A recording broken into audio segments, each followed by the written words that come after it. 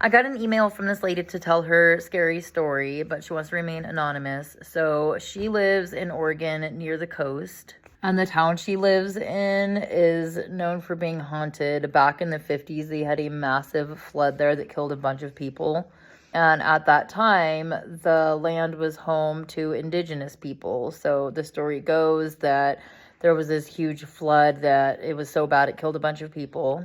It made the river rise and there were bodies seen floating down the river. So about 5 months ago, her and her family moved into a cute little cozy cabin. And everything seemed fine until one night. The mother was up dealing with a cold. She was sick.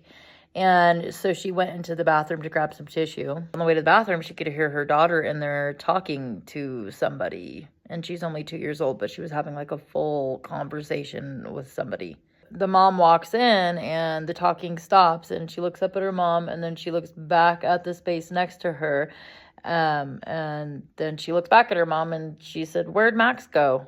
And the mom's like, "Who's Max?" And the daughter just smiles and says, "The boy." So this freaked the mom out totally, sent chills down her spine, but she just tries to laugh it off like, okay, it's imaginary friend. So she tries to just forget it. And later that night, she's sitting around watching TV and the house gets completely quiet. And the way the cabin is set up, you can see straight through the kitchen and then down a long hallway.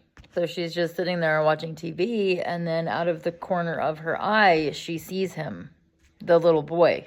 And he's walking from the bathroom straight into the laundry room. But as creepy as Max was, he's not the one that really scared them. Since they moved in, the daughter has been terrified to sleep in her bedroom. She'll play in there during the day with her toys and stuff, but at night she refuses to sleep in there. And one night, while she was sleeping in there, she woke up screaming. So her mom runs in to go and check on her. And when she walks in, the little girl is standing up in her bedroom talking about the man and pointing at the window.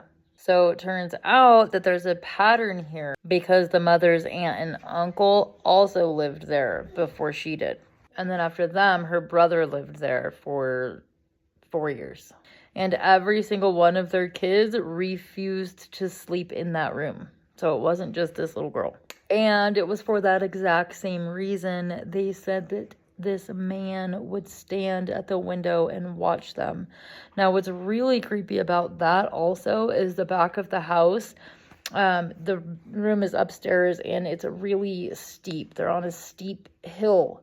So there's no way that somebody could be just standing on the ground outside of the window.